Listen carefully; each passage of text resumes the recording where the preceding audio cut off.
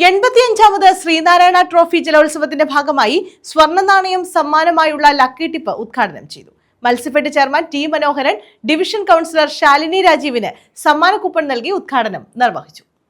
85ാമത് Sreenarayana trophy ജലോത്സവത്തിന്റെ ഭാഗമായുള്ള lucky ടിപ്പിലെ സ്വർണ്ണ നാണയത്തിന്റെ ഉദ്ഘാടനം നടത്തി. മത്സ്യഫെഡ് ചെയർമാൻ ടി മനോഹരൻ ഡിവിഷൻ കൗൺസിലർ ശാലിനി രാജീവിന് സമ്മാന കൂപ്പൺ നൽകിയായിരുന്നു ഉദ്ഘാടനം.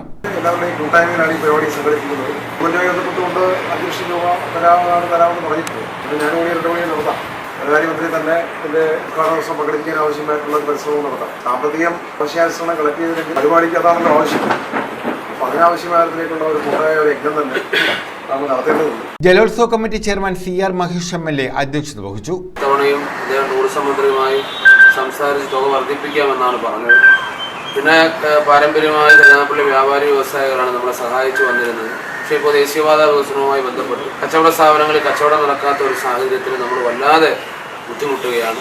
പഴയ ഒരു ആവേശവും ധനസമാഹരണത്തിന് നമുക്ക് കാണാൻ ഫീൽഡിൽ പോകുമ്പോൾ കാണാൻ പറ്റുന്നില്ല. പക്ഷെ നമ്മുടെ നാട്ടുകാരെ സംബന്ധിച്ച് കക്ഷി രാഷ്ട്രീയ ജാതിമത ഭേദമന്യേ 85 വർഷമായി മുടങ്ങാതെ ഗുരുദേവന്റെ പേര് നടക്കുന്ന ഒരു പാരമ്പര്യമായ യുവനാട്ടുകാരുടെ ദേശീയോത്സവം ഒട്ടും പകിട്ട് ചോർന്നു പോകാതെ നടത്തുക എന്നുള്ളത്. SNDP union president Susheelan, Shalini Rajeevan, Praveen Karimpolil, N Ajayakumar, Shobhana, Shaji Kulachuvarambel, Job Suresh, Binoy Karimpalil, Saritha Ajith, Muraleedharan Panjivilayil എന്നിവർ പങ്കെടുത്തു. News bureau, Karunagappally.